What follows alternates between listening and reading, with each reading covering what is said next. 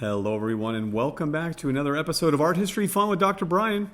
I'm Brian Zigma, professor of art history at Mount St. Mary's University in Maryland, and I've got a request today from David Houston. Now, David is unique because David has done two things with me not everyone has done. One, he suffered through my class. Number two, he and I hung out in Italy together in the summer of 2019, and David wants to hear a little bit about the Ecstasy of St. Teresa by Bernini. Well, David, happy birthday. And hold my beer because it's Bernini time. Now, because we always like photographic evidence of claims that we make, I give you a photo here from the summer of 2019 with the brave and wonderful students from Louisiana Tech who I accompanied to Rome, Florence, and Siena. A group picture taken in front of the Ecstasy of St. Teresa. It is a statue Bernini made around 1650 in the church of Santa Maria della Vittoria, and it is part of the Coronado Chapel as you enter the front of this church. And it's not a very big one. Go straight when you get to the end, make a left-hand turn, and boom, here it is as you see it. It is a true marvelous work, and it very much encompasses many of the ideas that we see during the middle part of the 17th century as part of the Catholic Reformation. So in order to really frame this work, let's talk about some history. Martin Luther, of course, breaks with the Catholic Church in the early decades of the 16th century. And in the decades that follow, the Catholic Church uses art as a way of trying to bring people back into the fold.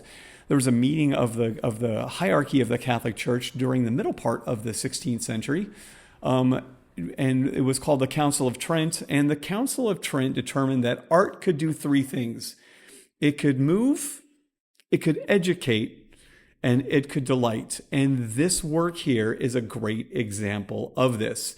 In order to understand the work, we need to know a little bit about St. Teresa. She was a Spanish Carmelite nun born in 1515 and who died in 1582. She was absolutely on the fast track to canonization, and she was made a saint of the Catholic Church in 1622 by Pope Gregory XV. Now, the distance between her death in 1582 and her canonization 40 years later might seem like not very long, but during this time frame, this was a really rapid movement. What Bernini has shown here is a depiction of an event that St. Teresa reported during her spiritual life. And she wrote about it. And I'd like to read that to you because I think you can get the idea that Bernini captured something marvelous. St. Teresa wrote, "I saw in his hand," his is of course an angel, "a spear of gold, and at the iron's point there seemed to be a little fire. He appeared to me to be thrusting it at times into my heart and to pierce my very entrails. When he drew it out, he seemed to draw them out also, and to leave me all on fire with a great love of God. The pain was so great that it made me moan, and yet surpassing was the sweetness of the excessive pain that I could not wish to be rid of it. The soul is satisfied now with nothing less than God." This is the scene that Bernini has given us. St. Teresa, wearing the heavy woolen garments of a Carmelite nun, is floating on a cloud. If you're looking for a challenge, my friends, how about this? Carve a cloud, which I'm pretty sure is water vapor, out of stone. And over top of her is this somewhat malicious-looking angel wearing the very thin, diaphanous, silk-like garments that I guess angels wear in heaven. And the angel, in its right hand, holds an arrow, and you can see he's almost drawn it back as if to give another what for to St. Teresa. And if we focus our attention on her face, her head has been thrown back in a kind of rapturous joy. Her lips have been parted. You get the idea that if you could hear sound, she would be making some kind of sound. I'm not exactly sure what.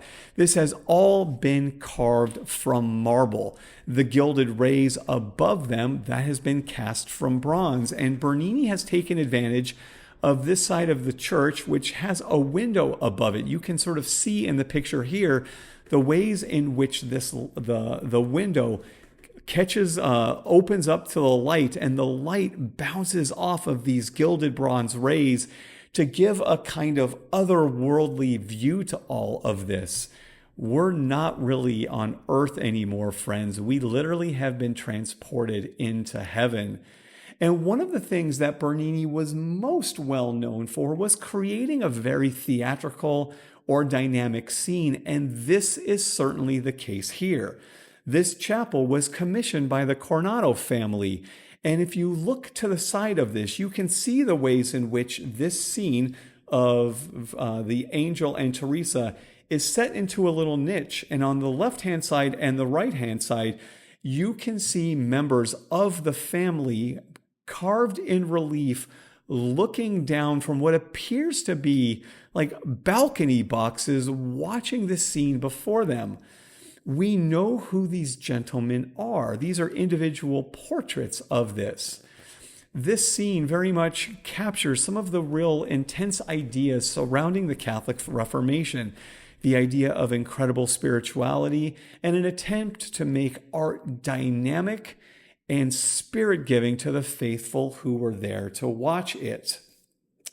This is not just bronze and marble. It's bronze, marble, and light and motion, all with a kind of theatricality built into it that was very much part of what Bernini was doing and a part of the Catholic Baroque in Italy much more broadly.